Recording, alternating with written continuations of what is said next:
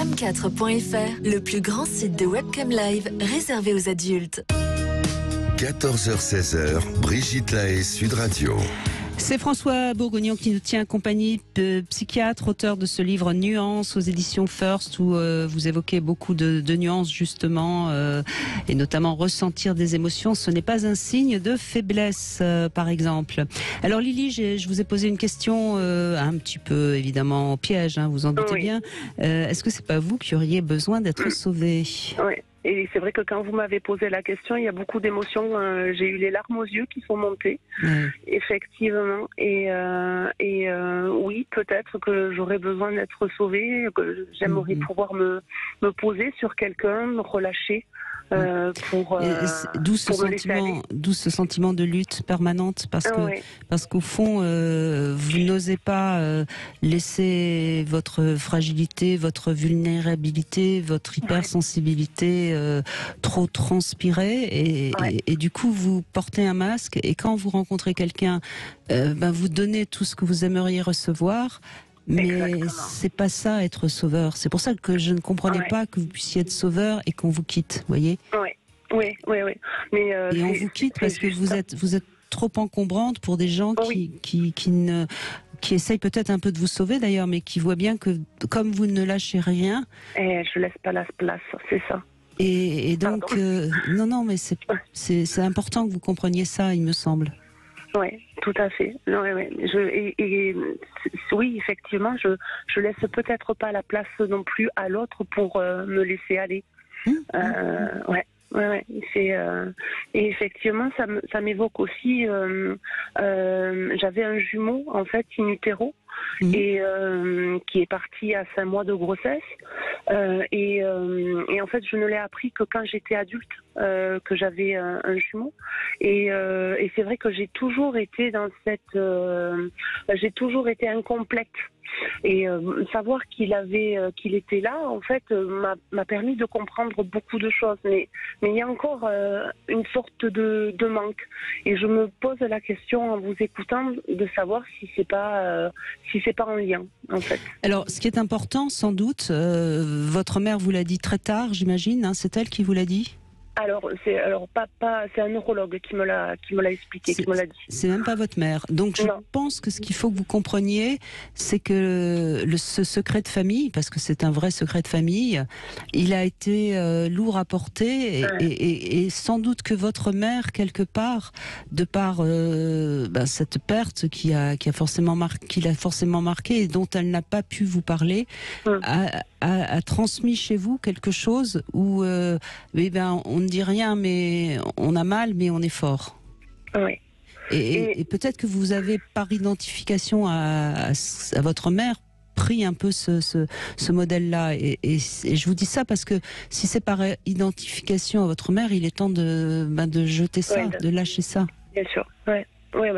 Et je me pose même la question si le fait que lui n'existe pas, je ne m'empêche pas d'exister, parce que lui n'est pas là.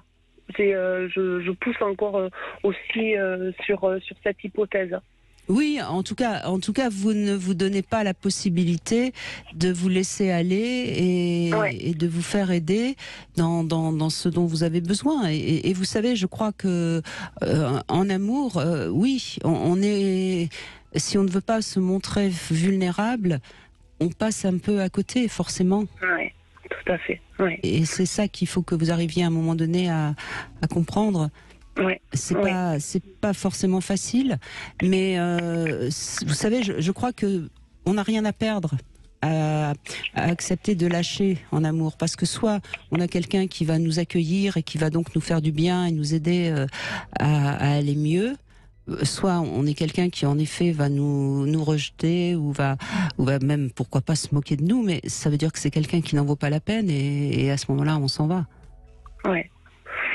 Alors certes ça blesse, ça fait mal, mais on prend ce risque-là et c'est ce que François nous disait tout à l'heure. Faut oser prendre des risques, sinon on reste sur place.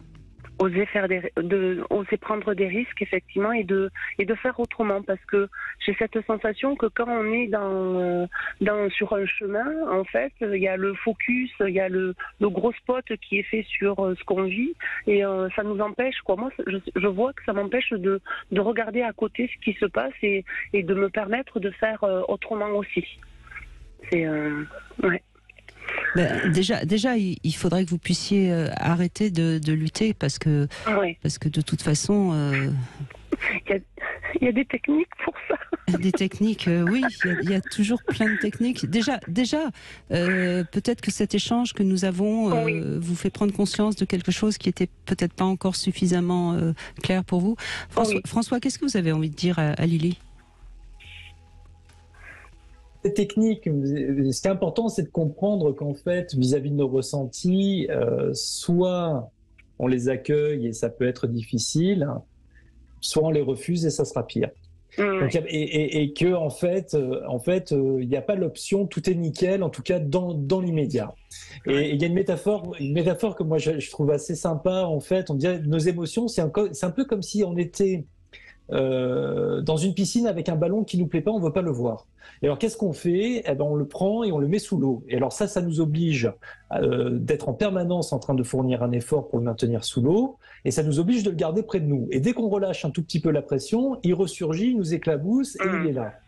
Et que finalement, et que en plus, tant qu'on le maintient sous l'eau, en plus, on peut pas profiter de nos bras, on peut pas nager, et que finalement, c'est peut-être beaucoup plus habile, entre guillemets, d'accepter que le ballon soit là, même si ça nous plaît pas, mais au moins, il va peut-être un tout petit peu dériver et donc du coup nous laisser un peu plus tranquille. Et nous, on va pouvoir au moins récupérer l'usage de nos bras et profiter un peu de la baignade. Donc, si vous voulez, c'est peut-être cette idée aussi que voilà, pour sortir de la lutte, il faut comprendre que la lutte est contre-productive et que finalement, si on accepte d'être là où on est, de ressentir ce qu'on ressent, finalement, on est peut-être en meilleure posture pour pouvoir après orienter notre énergie et nos choix.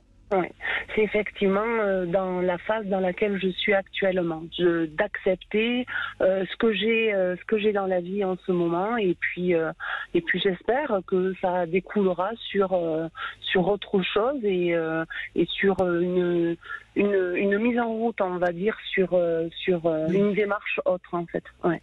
Alors, je peux donner un petit conseil très concret, puisque tout à l'heure, vous m'avez dit, quand je vous ai posé la question, est-ce que c'est pas vous qui avez envie d'être sauvé ? Vous m'avez dit qu'il y a des émotions et sans doute une envie de pleurer. Si vous lâchez un peu, évidemment qu'il y aura par moments des gens qui vont vous dire des choses et vous aurez envie de pleurer. Et vous allez vous retenir de pleurer, et là, vous allez lutter. Et pourquoi pas ? Parce qu'on ne peut pas se mettre à pleurer devant tout le monde à tout moment, on est bien d'accord. En revanche, ce que vous pouvez faire le soir, quand vous serez seul chez vous, c'est vous remémorer ce moment-là, et là, laissez vraiment les larmes couler. Le plus possible, pour vraiment percer un petit peu les abcès qui pour l'instant sont lourds à porter, qui vous font lutter, mais cette souffrance-là, il faut la faire couler. Oui.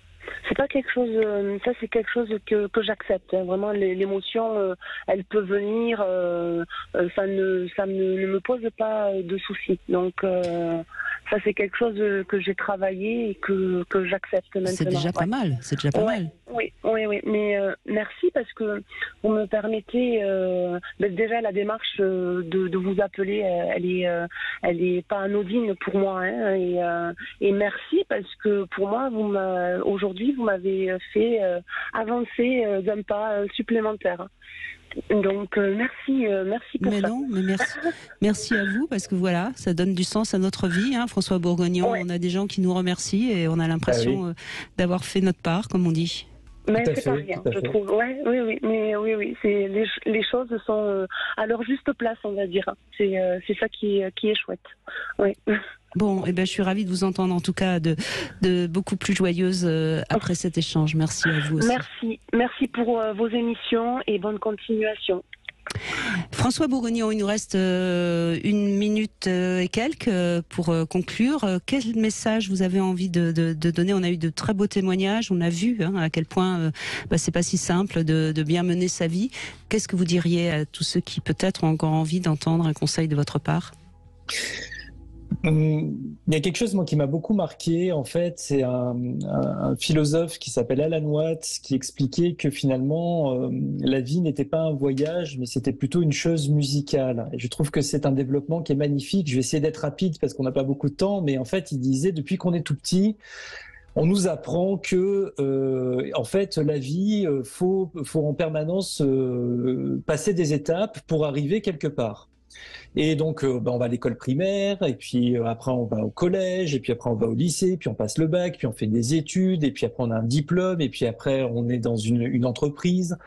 Et puis on a toujours dans l'idée comme ça qu'il y a des étapes qu'il faut passer, puis qu'à un moment on va arriver quelque part, et que ce quelque part, c'est le but de la vie, et que finalement on va être heureux. Et quand on arrive à ce quelque part, qui est, je sais pas moi, d'avoir une promotion, une médaille, je ne sais pas quoi, finalement, on se rend compte que on se sent pas différent de ce qu'on s'est toujours senti. Et puis après, finalement, on sait plus dans quelle direction orienter notre vie. Et puis après, on vieillit. Et puis après, on s'éteint. Et Alan Watts disait, mais alors qu'est-ce qui s'est passé ? Il s'est passé qu'on n'a pas acheté la bonne métaphore. En fait, la vie, c'est pas un voyage, mais c'est une chose musicale. Et il disait, en fait, si vous prenez la danse, par exemple, quand on danse, on ne va nulle part. Quand on danse, on danse. Et le but de la danse, c'est la danse. Et pour la musique, c'est pareil. Quand on écoute une musique, le but de la musique, c'est pas d'arriver quelque part ou à son terme, parce que sinon, ça serait les chefs d'orchestre qui font jouer les partitions le plus rapidement possible, qui seraient les plus populaires. Et le but de la musique, c'est la musique, et finalement, le but de la vie, c'est la vie. Et qu'en fait, peut-être que notre vocation, c'est de danser tant que la musique joue. Et de vivre. Et de vivre. Merci beaucoup, François Bourguignon. Ça s'appelle Nuance, c'est aux éditions First. Tout de suite, vous retrouvez C'est votre avenir.